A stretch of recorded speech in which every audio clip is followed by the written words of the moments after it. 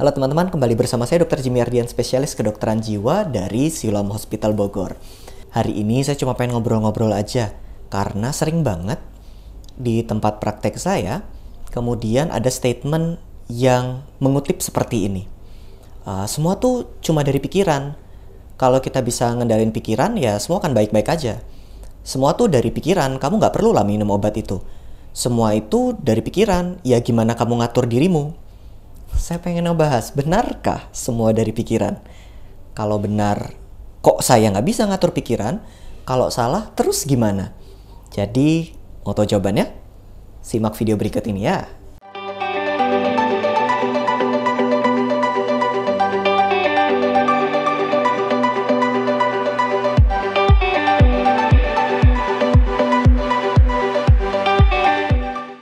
Mari kita jawab nih pertanyaannya. Benar nggak sih? Semua dari pikiran.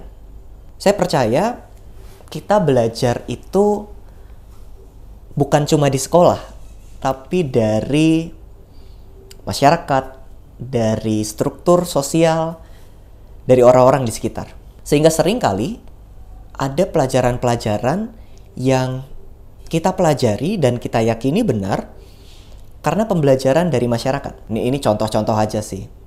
Misalnya di masyarakat percaya bahwa kalau badan nggak enak, otot pegel-pegel itu masuk angin gitu. Di kedokteran tuh nggak ada masuk angin sebenarnya. Tapi karena itu terus-menerus diulangi, dipercaya, jadi seperti ada penyakit baru namanya masuk angin. Padahal bisa saja memang itu nyeri di otot. Ya memang nyeri di otot aja gitu. Atau flu. Ya emang flu aja, bukan masuk angin, emang flu aja. Tapi karena masyarakat percaya bahwa ada konsep itu, masuk angin, jadilah kita mempercayai adanya masuk angin. Atau ketika masyarakat percaya begitu, ada sebuah konsep bahwa ketika seseorang lagi menderita, lagi sedih, itu tandanya dia kurang bersyukur gitu. Dan banyak banget yang percaya. Tanpa sadar kita mengadopsi kepercayaan tersebut. Atau ketika masyarakat percaya bahwa orang dengan gangguan jiwa itu kehilangan akal, itu nggak bisa mikir, itu nggak, ngomongnya selalu ngaco gitu. Karena nggak jarang ya banyak masyarakat yang bilang kayak gitu. Beberapa orang kemudian mempercayai hal tersebut. Jarang kemudian apa yang dipercayai banyak orang itu kita ragukan.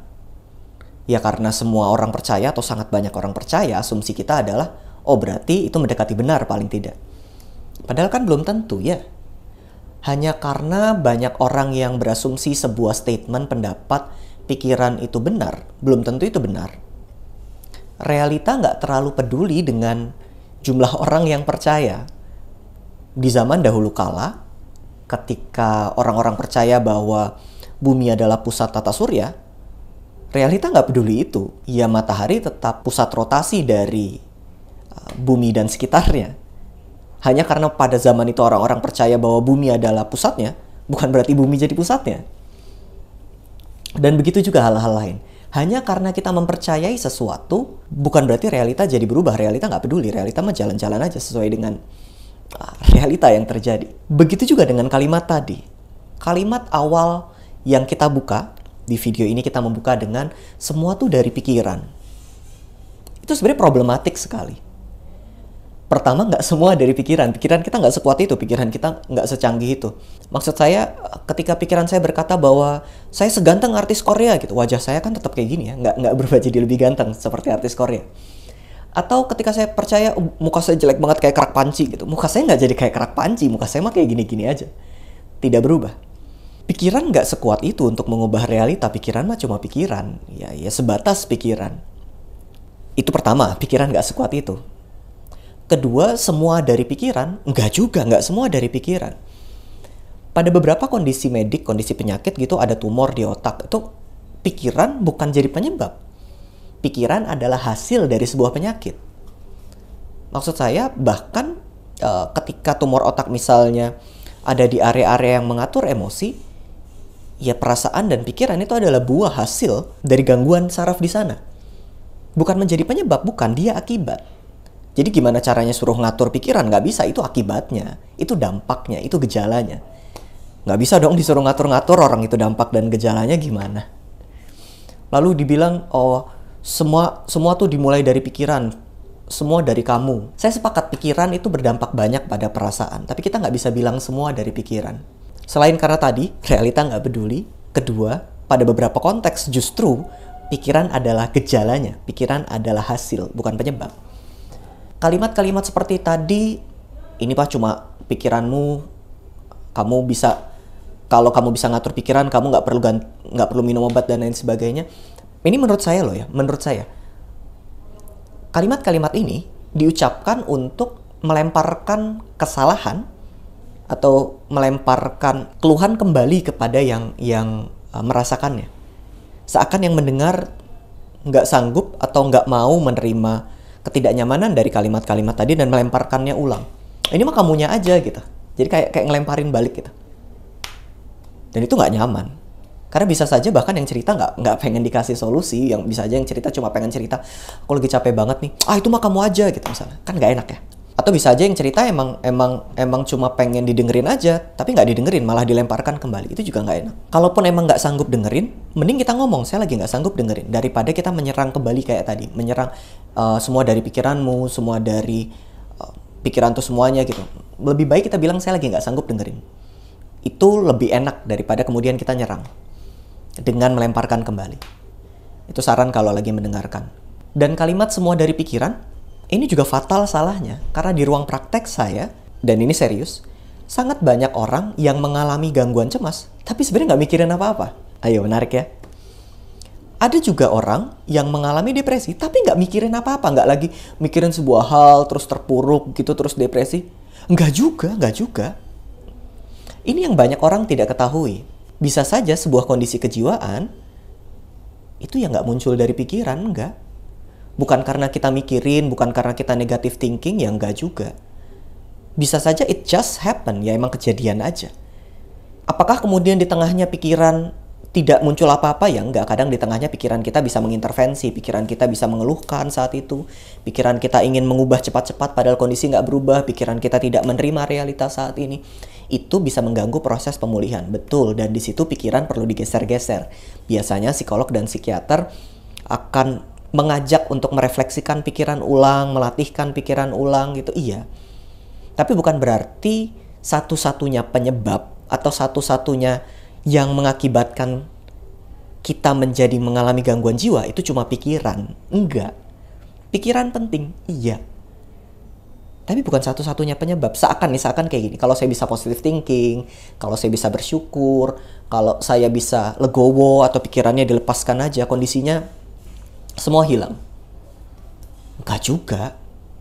Pada kondisi-kondisi yang ringan mungkin bisa kayak gitu. Maksudnya kalau itu bukan kondisi gangguan kejiwaan yang berat, mungkin bisa bersyukur atau ikhlas atau ya legowo saja, kemudian rasanya melegakan. Bisa banget.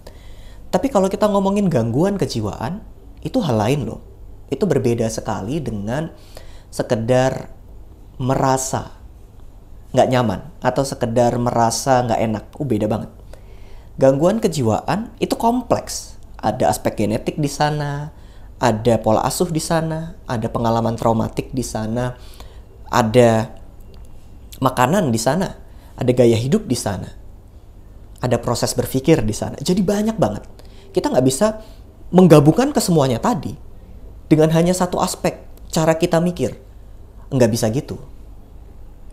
Dan yang berbahaya dari semua dari pikiran, kita bisa jadi meletakkan tanggung jawab yang sebenarnya luas ke individu satu orang. Misalnya begini, ada satu orang, dia hidup sebagai kelompok minoritas misalnya, apapun itu definisi minoritas atau dia di kelompok apa itu minoritas terserah.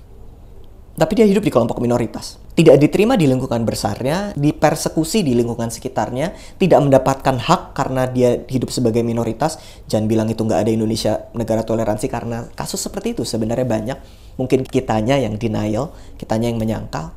Sebagai minoritas tidak mendapatkan haknya, nggak nyaman, tidak diterima di sekitarnya, dan lain sebagainya. Ini tuh bukan cuma karena pikiran, ini struktur sosial yang tidak beres. Ini ketidakpahaman kita tentang konteks trauma. Ini sebab kita sebagai mungkin masyarakat yang lebih luas tidak mengerti bahwa sikap kita ke minoritas itu sangat berdampak pada kehidupan seseorang.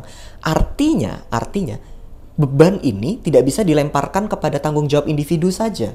Nggak bisa, itu cara kamu mikir. Nggak bisa. Ada struktur sosial yang perlu disentuh di sini. Pembuat kebijakan yang perlu disentuh, advokasi yang perlu terus-menerus digaungkan, dan lain sebagainya. Kita nggak bisa melepaskan tanggung jawab sosial seakan-akan terlepas ke tanggung jawab individu. Ini salahmu karena kamu berpikir demikian. Itu nggak adil banget. Dan rasanya nggak nyaman diperlakukan seperti itu. Oke, advokasi perubahan undang-undang atau pembuatan undang-undang atau edukasi masyarakat itu hal yang sangat panjang atau luas dan sulit sekali dikendalikan. Betul, betul. Dan karena itu sulit dikendalikan, individu perlu berusaha berubah dulu. Betul, saya sepakat. Tapi kita nggak boleh mengabaikan atau menganulir atau mengeliminasi bagian tadi dengan seakan-akan berkata yang penting pikiranmu atau pikiran adalah segalanya. Kalau kamu bisa ngatur pikiran, semuanya baik-baik saja. Kamu nggak butuh obat ini. Nggak gitu, nggak gitu. Ada banyak kompleksitas di sini. Terutama pada konteks gangguan jiwa. Tidak pernah sesederhana itu. Jadi, enggak. Pikiran kita nggak sehebat itu ya, teman-teman.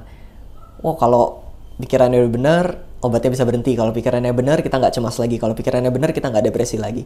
Pikiran berdampak besar, betul.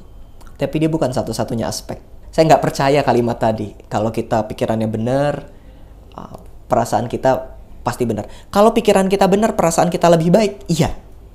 Kalau pikiran kita lebih benar, problem solving atau pemecahan masalah lebih baik? Iya. Dan itu benar. Tapi hati-hati meletakkan pikiran sebagai satu-satunya aspek tunggal dalam kondisi gangguan kejiwaan. Nggak juga, dia bukan aspek tunggal. Semoga itu membantu. Menurut saya, pikiran kita nggak seajaib itu. Realita kadang nggak peduli sama yang kita pikirkan. Realita tetap berjalan sebagaimana adanya. Jadi, alih-alih menyalahkan seseorang karena menurutmu itu pikirannya, lihat realitanya deh. Realita penelitian, gangguan kejiwaan tidak pernah sederhana. Menurut realita penelitian, nggak juga, pikiran bukan segalanya. Bukan yang bisa membuat tiba-tiba seseorang lepas dari obat, nggak juga, nggak gitu. Tapi pikiran penting, betul. Karena dari penelitian, pikiran memang penting dan perlu dilatihkan. Kita menempatkan pikiran pada porsinya. Oke, semoga video ini membantu. Membantu juga menjelaskan mungkin ke teman-teman yang gerah dibilang, oh semua dari pikiran, atau jangan-jangan kita percaya bener ya, jangan-jangan dari pikiran saya ya. Tapi kok saya nggak bisa mengubah pikiran, dan kamu mulai menyalahkan dirimu, kamu nggak usah nyalain dirimu. Karena mungkin bukan cuma itu yang penting. Mungkin ada hal-hal lain juga yang perlu kita perhatikan. Demikian dari saya, Dr. Jimmy Riden, spesialis kedokteran jiwa. Terima kasih.